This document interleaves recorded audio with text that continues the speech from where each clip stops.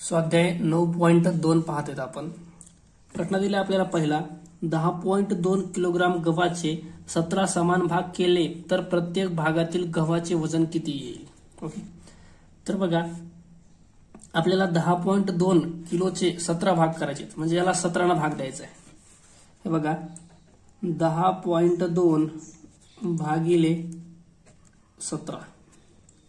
तर बघा हा पॉइंट आहे, हा पॉइंट एक संख्या सोडून आहे म्हणजे आपल्याला खाली एक शून्य घेता येईल म्हणजे याला 102 भागिले 10 लिहिता येईल आणि भागाकाराचं गुणाकारामध्ये रूपांतर करता येतं.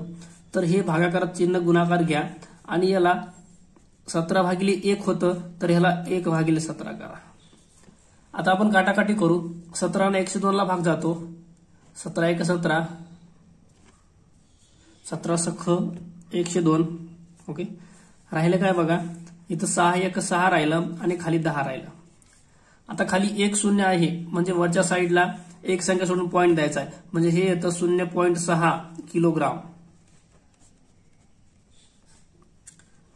किलोग्राम मध्ये तर उत्तर नाही या ठिकाणी. या ठिकाणी 6 किलोग्राम आहे, हे तर नाही येणार कारण 10 किलोचे 17 भाग करायचे, एक भाग 6 किलो येणार नाही. मग हा जो किलोग्राम आहे ह्याला आपण ग्राम मध्ये कन्वर्ट करू. 1 किलो म्हणजे 1 किलोग्राम म्हणजे 1000 ग्राम, बरोबर आहे. तर आपण ह्याला 1000 न गुणूया तर हे शून्य बघा कुठं येतं, इथं येणार, डबल इथं येणार आणि इथं येणार म्हणजे हे येणार आहे 600 ग्रॅम. म्हणजे पर्याय क्रमांक 3 तुमचं उत्तर असेल. चला प्रश्न क्रमांक 2 दिलाय 2.04 गुणिले 0.05 बरोबर किती. हे बघा गुणाकार करायचा आपल्याला सरळ सरळ इथं. तर आपण डायरेक्ट गुणाकार करूया आणि इथल्या दोन संख्या आणि इथल्या दोन संख्या 4 संख्या सोडून पॉइंट देऊया. हे बघा डायरेक्ट 204 आणि 5 यांचा गुणाकार करूया. 5 चौक 20 ला 0 हातचाले 2, 5 0 0 आणि हा 2 आणि 5 2 10. हे बघा 2 आणि 2 4 संख्या सोडून पॉइंट द्यायचा आहे म्हणजे ह्या 4 संख्या सोडून पॉइंट दिला आणि शून्य घेतला म्हणजे 0.1020 हे तुमचं उत्तर असेल.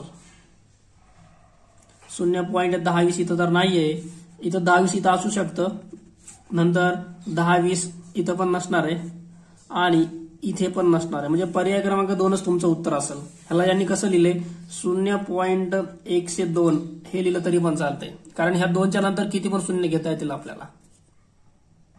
चला प्रश्न क्रमांक 3 दिलाय 0.003 गुणिले 0.03 गुणिले 0.3 गुणिले x बरोबर 0.54.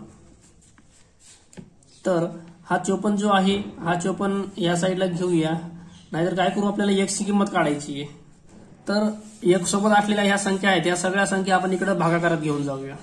तर हे आपल्याला समीकरण भेटणार आहे x बरोबर 0.54 भागिले मध्ये सगळ्या येतील ह्या 0.003 गुणिले 0.03 गुणिले 0.3. ओके, हे बघा ह्या संख्या जशाला तशा मी खाली भागाकारात घेतल्या.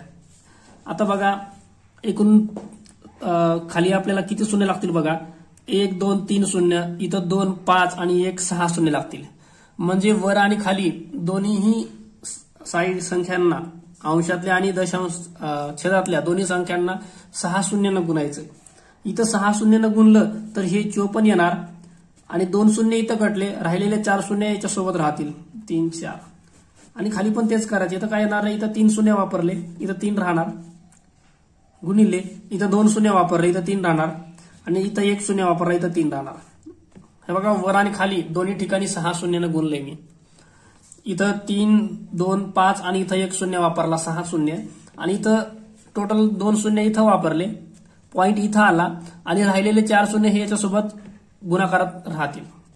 आता बघा 3 त्रिक 9 आणि 9 त्रिक 27, वर येतं 54 1 2 3 4 शून्य आणि खाली येतं 27. ओके, 27 1 27, 27 2 54 आणि हे 4 शून्य 1 2 3 4 म्हणजे तुमचं उत्तर यायले 20,000. x बरोबर यायले 20,000 म्हणजे पर्याय क्रमांक 4 तुमचं उत्तर असेल. चला प्रश्न क्रमांक 4 दिलाय 0.04 या संख्येचा गुणाकार व्यस्त कोणता आहे. सुरुवातीला आपण हे दशांश चिन्ह बाजूला करूया. हे जर बाजूला घेतलं तर हे 4 भागिले 100 येणार आहे. कारण दशांश चिन्हाच्या नंतर दोन संख्या आहेत म्हणजे खाली 2 शून्य घेतले आपण. आता 4/100 ह्याचं जर आपण गुणाकार व्यस्त बघितलं तर हे उलट होईल 100/4 आणि 100ला 4 भाग जातो. 4 1 4, 4 2 8, 2 उरले, 4 5 20 म्हणजे उत्तर आले तुमचं 25/1 किंवा फक्त 25 लिहिलं तरी पण चालतंय. पर्याय क्रमांक 3 तुमचं उत्तर असेल. चला प्रश्न क्रमांक 5 दिलाय 3 गुणिले 0.5 भागिले 0.0505 बरोबर m. तर m ची किंमत काढायची आपल्याला. पहिले ह्यांचा गुणाकार करून घेऊ आपण, नाहीतर सगळ्या संख्येला आपण हा जो दशांश चिन्ह आहे हा बाजूला करता येईल आपल्याला. ह्याला लिहिता येतं 3 गुणिले 5/10 नंतर भागाकारात येईल 5/1000. हे बघा शून्याच्या नंतर 3 संख्या आहेत म्हणून खाली 3 शून्य घेतले. आता हे 3 5 15/10 आणि भागाकाराचा गुणाकार करूया आणि हे 1000 वर येतील आणि खाली 5 येतील. हे बघा भागाकाराचं गुणाकार चिन्ह केलं की याची गुणाकार व्यस्त संख्या बनते दुसऱ्या अपूर्णांकाची. तर काटाकाटी करूया. 5 1 5, 5 3 15, इथला एक शून्य कटला, इथला एक शून्य कटला, राहिलं काय 3 गुणिले 100 म्हणजे 3 गुणिले 100 म्हणजे हे येतं तुमचं 300. म्हणजे पर्याय क्रमांक 1 दिले तुमचं उत्तर. ओके.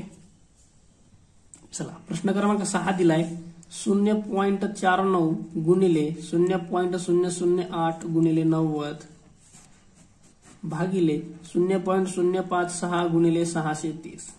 चला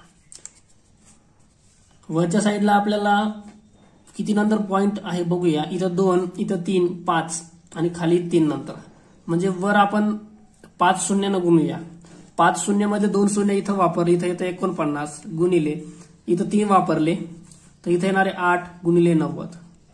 आता खाली पण आपल्याला 5 शून्य वापरायचे. 5 मधले 3 शून्य इथं वापरले तर 56 राहिलं गुणिले 630. हे बघा 3 शून्य इथं वापरले, उरलेले 2 शून्य तर देऊन टाकू आपण. आता काटाकाटी करूया. 0 0 कटलं, 9 1 9, 9 7 63, हे 0 आणि 0 दिसायला तसे. आता बघा राहिलं काय ते खाली घेऊन येऊ. नसता 8 ने देऊ एकदा भाग. 8 1 8, 8 7 56, वर राहिले फक्त 49 आणि खाली राहिले 7 आणि 700. 7 गुणिले 700, 7 1 7, 7 7 49, पुन्हा 7 1 7 आणि 7 1 7 म्हणजे राहिलं फक्त वर 1 आणि खाली 100. आता 1 आणि 100ला आपल्याला काय लिहिता येईल. 1/100 हा तर पर्यायामध्ये नाहीये. म्हणजे खाली 2 शून्य असतील तर याला आपण असं लिहू शकतो 1 आणि ह्या 2 संख्या सोडून पॉइंट दिला आणि शून्य घेतला म्हणजे 0.01 पर्याय क्रमांक 1 तुमचं उत्तर असेल. चला प्रश्न क्रमांक 7 दिलाय 0.6 कंसामध्ये 13.06 वजा 7.06 बरोबर 2p. तर p ची किंमत तुम्हाला काढायची आहे. ओके. तर पहिले ही वजाबाकी करूया. बॉडमासच्या रूलनुसार कंचे भागू बेव पहिले कंस सोडून घेऊया. 13.6 मधून 7.6 गेले, 13.06 आणि 7.06 आहे म्हणजे बरोबर इथं 4 राहतील. 7 8 9 10 11 12 13 नाही 6 राहतील. ओके. आणि इकडे बाहेर 0.6 बरोबर 2p. ह्यांचा गुणाकार करू पहिले. 6 6 36 येतं म्हणजे 3.6 बरोबर 2p. आणि इथं येणार आहे 3.6 हे 2 गुणाकारातले भागाकार देतील बरोबर p. भाग देऊ बे 1 बे आणि बे 8 16 बरोबर p. म्हणजे p ची किंमत आली तुमची 1.8. पर्याय क्रमांक 1 तुमचं उत्तर असेल. चला प्रश्न क्रमांक 8 दिलाय 0.15 ला शतमानात कसे लिहितात. हे बघा याला शतमानात लिहायचे. एक तर याला शतमानात लिहिताना आपण शून्यानं गुणाकार केला तर याचं फक्त 15 राहणार आहे. म्हणजे बघा हे तर पर्याय 1 येणार आहे.